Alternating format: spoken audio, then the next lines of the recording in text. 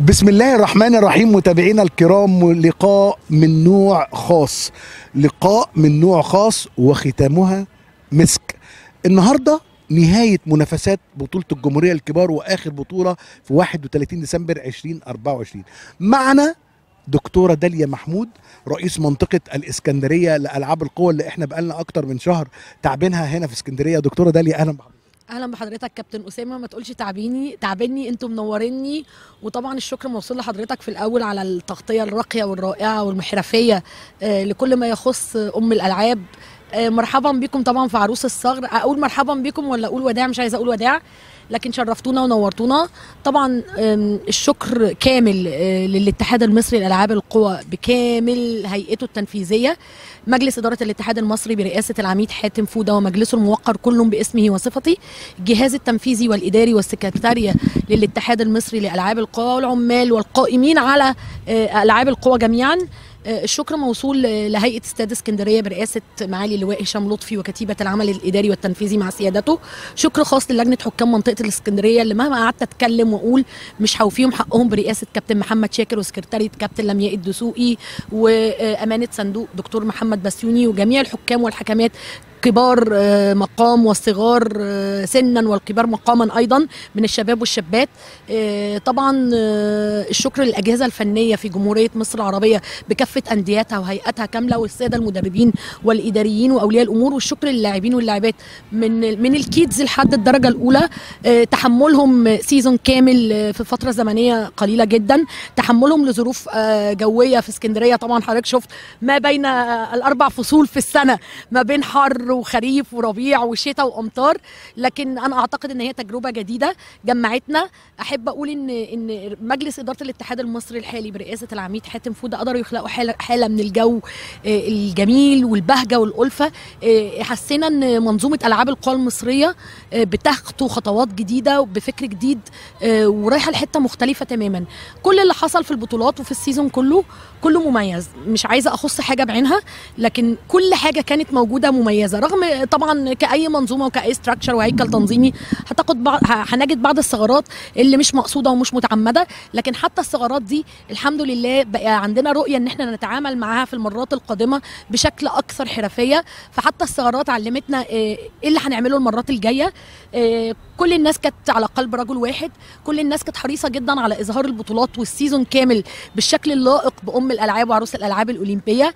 كنا حريصين جدا كلهم بصفتي واسمه على ان احنا نكون ايد واحده. شكر موصول طبعا لمنطقه الاسكندريه لالعاب القوى وجهازها الاداري والتنفيذي وكل الجنود المهجوله اللي اشتغلت وبتشتغل، من اسماء ممكن تكون مش متشافه ومش لامعه، هم لامعين بشغلهم ولامعين بادائهم ولامعين بتميزهم ولامعين بانكار ذاتهم من اجل اخراج شكل حضاري متميز مختلف، من اجل اسعاد كل من شارك في البطوله من لاعبين ومدربين واولياء امور، مع حرصنا الكامل على ان احنا ما يبقاش في حد زعلان وهو مروح. وطبعا اكيد انتوا كلكم هتسامحونا لو وجد اي تقصير، فهو غير متعمد، وان شاء الله هناخد بالنا المرات الجايه من الحاجات اللي ما خدناش بالنا منها المره دي. وتاني بشكر ثقه الاتحاد المصري وبشكر السياسات العامه للدوله المصريه العريقه اللي خلت الرياضه بصفه عامه قضيه امن قومي وعلى راس الاولويات. وطبعا بشكر الاتحاد المصري اللي خلى العاب القوى بصفه خاصه من احد اهم اللعبات اللي بقت ليها فكر اداري وتنظيمي وفني وتقني. شكرا موصول لكل الفنيين بالاتحاد المصري لالعاب القوى، وشكرا لحضرتك. دكتوره داليا، شكرا لحضرتك. حضرتك ما سبتليش اسئله اسالها، قالت ما شاء الله كل الاسئله اللي انا كنت عايز اقولها هي قالتها في اجابات متواصله، بسم الله ما شاء الله. دكتوره داليا محمود، رئيس منطقه الاسكندريه لالعاب القوى، بنشكرك كل الشكر على مجهود حضرتك ومجهود منطقه الاسكندريه اللي ابدعته في اقامه هذه البطولات ونهايتها النهارده في موسم 2024. كل التحيه والتقدير لحضراتكم جميعا. ربنا يخلي حضرتك. احنا ابدعنا كمنظومه، مش اسكندريه بس، احنا ابدعنا كاسره العاب القوى المصريه بكافه عناصرها.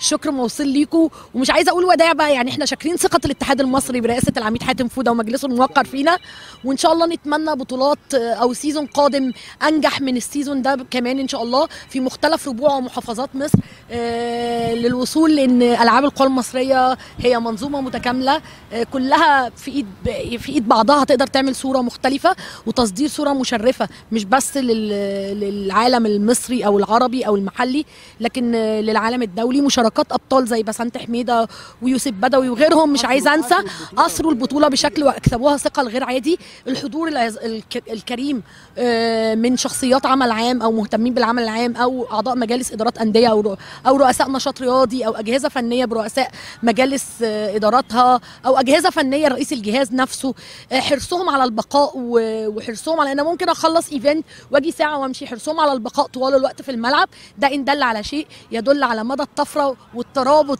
والشكل المميز الجديد اللي هتصدره العاب القوى للرياضه المصريه بصفه عامه. دكتوره داليا، كلمات الشكر مش هتوفيكم حقكم. كل التحيه والتقدير لحضرتك. شكرا لحضرتك، شكرا استاذ اسامه، شكرا كل الناس الجميله وامن استاد اسكندريه. وما انساش اشكر مديريه امن اسكندريه بكافه قطاعاتها اللي اجادت في ان هي تظهر الشكل الحضاري المميز، واجادت انها توصل رساله الامن بصوره مميزه، وقدرت ان هي تعمل جو من الالفه ما بين الامن او مديريه الامن اسكندريه بكافه القطاعات وبين اللاعبين واللاعبات، واللي بدوره ساعد على نشر ثقافه العاب القوى اللي بتختلف بدورها عن تامين العاب جماعيه زي الباسكت او الكوره. فالشكر ليهم موصول برضو، انا نسيت ان انا اشكرهم. والشكر طبعا رجال امن استاد اسكندريه. كل التحيه والتقدير لحضرتك. اشوفك على خير يا كابتن اسامه، ومش عايزه اقول باي باي ولا الى اللقاء ولا اقول وداع الى اللقاء. نلتقي في بطولات اخرى ان شاء الله، نلتقي دايما في خير وعلى خير، وكل السعاده لمصرنا، وكل سنه وانتم طيبين بمناسبه السنه الميلاديه الجديده 2025 واول رجب. طبعا احنا عندنا اول رجب في السنه الهجريه، وعندنا اول يناير او سنه ميلاديه جديده 2025. يا رب تكون على مصرنا الحبيبه بالخير والسعاده واليمن والبركات، وطبعا تعود على كل الرياضه المصريه وخصوصا العاب القوى بالخير واليمن والبركات. تحياتي لحضرتك، شكرا لحضراتكم.